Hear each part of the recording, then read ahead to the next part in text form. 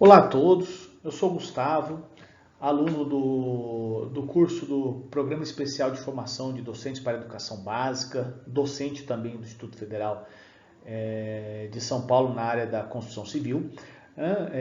Hoje vou apresentar a todos aí um seminário proposto na disciplina de Fundamentos da Didática e Metodologia de Ensino 2, né, ministrada pelo professor Ivan.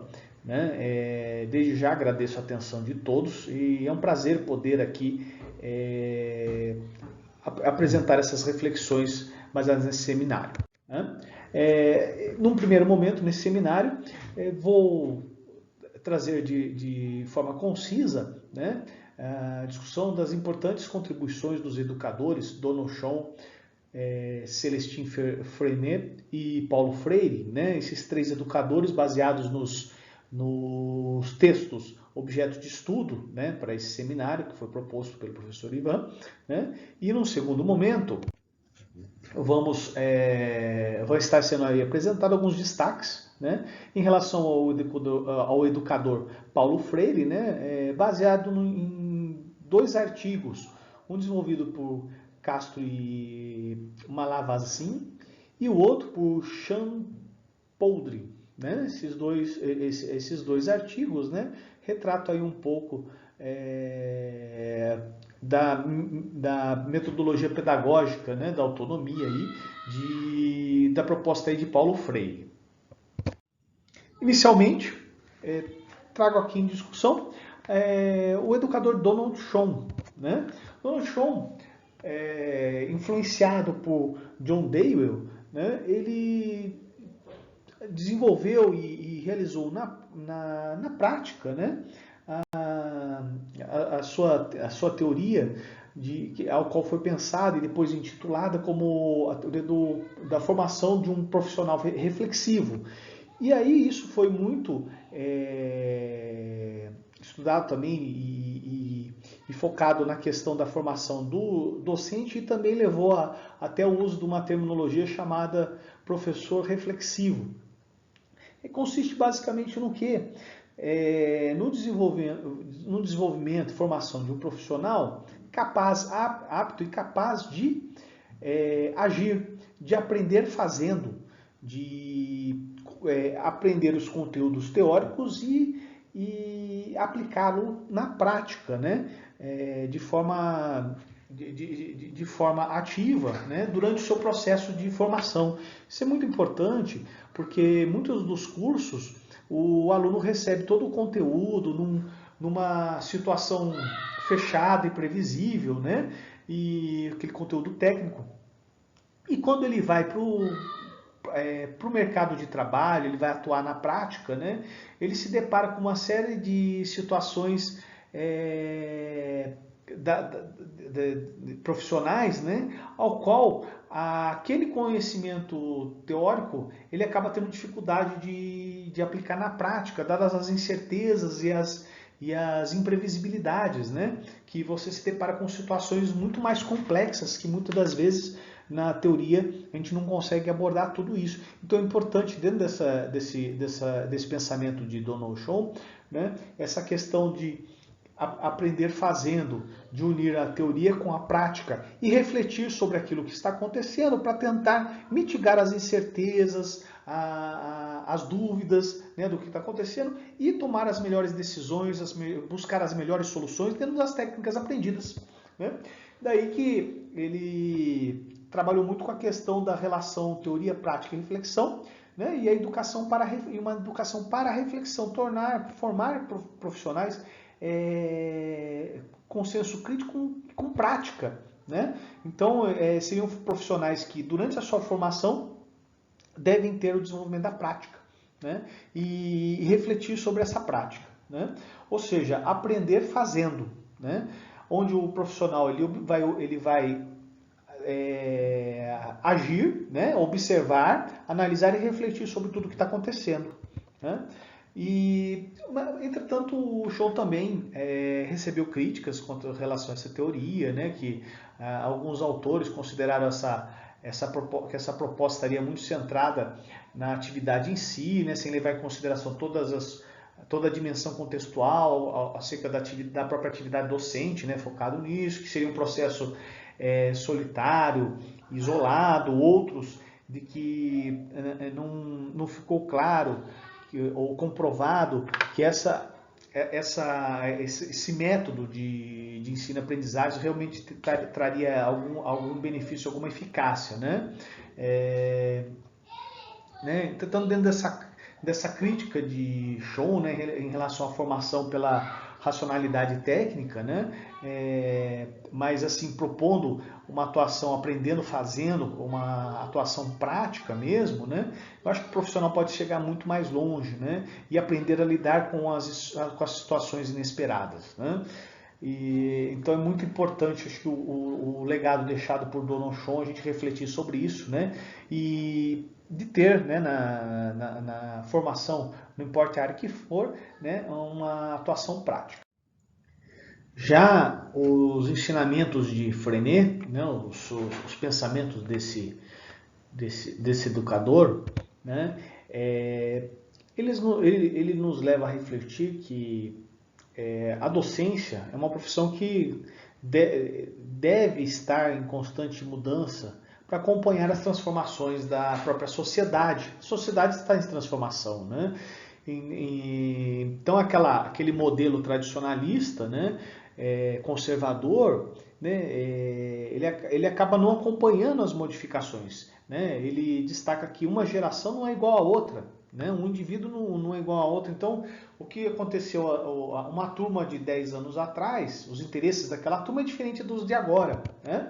E daí que, segundo Freinet, a sala de aula ela tem que estar de acordo com a realidade, com o mundo lá fora. Né? A sala de aula não pode estar desconectada do mundo, né? Para que a gente efetivamente tenha uma educação efetiva e de qualidade para aqueles alunos ali que estão frequentando. Isso deve ser levado em consideração na formação, compreender isso na formação dos professores. Né? E daí que ele critica, né, esse sistema tradicional, conservador, né? Até mesmo baseado que os indivíduos eles preferem estudar sobre aquilo que gostam, ao invés de ficar só e de realizar aquele fato, fazer na prática, né? Realizar na prática, ao invés de ficar simplesmente observando. Né? Daí que Freinet, né, ele dentro dos seus ensinamentos, né, o que ele nos traz, aquela questão do empirismo que a gente precisa estar fazendo e aprender, observando os acertos e os erros, né, das práticas para estar acompanhando as mudanças, né, contextualizar, romper o tradicionalismo, né, e dar oportunidade de se aplicar outras práticas, outras formas de aprendizagem, né, outros meios de se aprender. Né, uma vez que, segundo os pensamentos de Freinet, que deixa como lição que o aprender é algo natural do indivíduo, né? E esses ensinamentos dele se aplicam a todos os níveis de ensino, né? A gente deve sempre priorizar o bom senso, né? E exercer a docência, né? Baseada também no exercício de tentativas e erros, né? E aprender com isso. Né? E buscar sempre a renovação, para que haja renovação, né? Romper com esse tradicionalismo, né? Que é muito difícil, né? Mas a gente deve ter aí uma insistência e persistência para a gente conseguir renovar a educação. E prosseguindo, pessoal,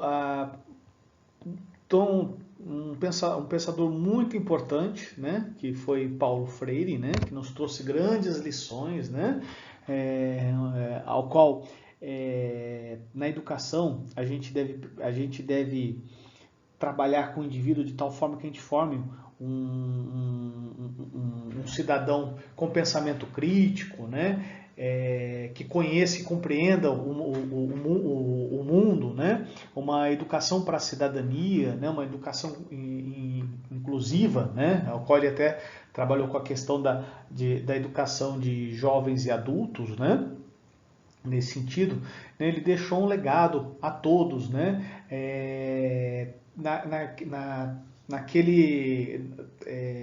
naquela pedagogia do construtivismo, onde o aluno ele também é protagonista do seu próprio aprendizado, né? Ou seja, tira o professor daquela figura, né,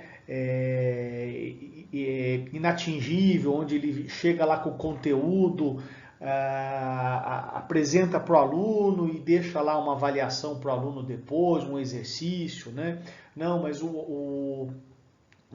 essa relação aluno-professor, ela deve ocorrer na forma de um diálogo, né? Trazendo o aluno para junto do professor, né? No texto estudado, né, onde se discute lá até a aplicação de Paulo Freire no ensino de física, né, a gente pode observar que tanto em física como em qualquer área, né, do conhecimento, né, é aplicável aos ensinamentos de Paulo Freire, que colocam o aluno numa condição mais ativa, né, e contextualizar uma educação baseada na contextualização de problemas que estão ali próximos à realidade do aluno, né, ele vai e colocando o aluno como protagonista, né, do seu próprio ensino e aprendizagem, né, a gente chega muito mais longe, né. Daí que ele trabalha bastante com essa questão do aluno, da relação aluno-professor, né, baseada no diálogo, né, baseada aí na propositura de ações onde o aluno vai desenvolver os seus estudos, né, o professor ele ali atuando de forma a auxiliar o aluno a construir o seu conhecimento, né, acaba sendo muito motivador, né, e os resultados são incríveis, né? Então o Paulo Freire continua atual, né? Bom, pessoal, dos artigos escolhidos, né, que retrata em destaque Paulo Freire, como chama muito atenção, né, dada essa relação aluno-professor, baseada no diálogo, conferindo uma maior autonomia ao aluno, um maior protagonismo deste, né, no seu processo de aprendizagem mesmo, né? Esses dois artigos eles convergem na mesma ideia da atualidade que é Paulo Freire, né? No primeiro ele discute muito a questão do método da pedagogia da autonomia de Paulo Freire. Ele se adequar a muitas situações ali do cotidiano, sendo uma excelente ferramenta, né, a ser pensada nas práticas docentes, né, para os professores, né, em todas as situações. Ele é uma ferramenta incrível que é capaz de trazer grandes benefícios e sanar inúmeros problemas ali no processo de ensino-aprendizagem, né? E nesse método que rompe aquela situação do professor como uma figura centrada no processo de educação, autoritário, né? Para uma figura do indivíduo que vai participar daquela caminhada, daquele processo de aprendizagem, né? Da mesma forma que também o segundo artigo, né, do Champollion, né, ele também faz uma leitura da pedagogia proposta por Paulo Freire, né, no sentido de que, ao mesmo tempo que ele é clássico, que é um clássico, ele é atual, né, que as ideias dele são atuais e que devem estar inseridas na formação do próprio professor, né, e para que se alcance uma educação com maior êxito, com uma maior participação do aluno, né? Então ele trata nesse sentido, né, esse segundo artigo. Então ele traz essas ideias de Paulo Freire nessa educação mais autônoma, onde é dada a liberdade ao aluno, rompendo o tradicionalismo, né, naquele processo de ensino e aprendizagem, né? e atual, ele continua sendo atual, ele se aplica, né, nos dias de hoje, né? Então a gente deve estar ali contextualizando o aluno, colocando ali de uma forma motivacional, né, uma problematização onde o aluno vai participar ativamente disso, né? Então eles trazem essa mensagem, é muito atual e é muito importante na formação dos docentes conhecer e também os docentes estarem abertos a aplicar a metodologia desenvolvida por Paulo Freire, né? Deixo aqui como comentários finais, esses três pensadores são de suma importância, né? As ideias e as propostas que eles deixaram, o legado que eles deixaram, as contribuições que eles deixaram para a educação, a fim de a gente ter uma educação mais moderna, né? Gostaria até de ter mais tempo para falar, mas o nosso tempo é um pouco limitado, peço até desculpa se extrapolei um pouco o tempo, né? Mas assim, gostaria de deixar registrado aqui a importância desses pensadores, né? E a gente estudar e compreender isso e para incorporar isso na atividade docente, né? Para termos uma escola mais moderna, né? Rompendo um pouco com o tradicionalismo. Né? Aqui foram as referências utilizadas, os textos objeto de estudo e também os dois artigos, né? E gostaria de deixar aqui o meu muito obrigado, um grande abraço a todos. Até mais.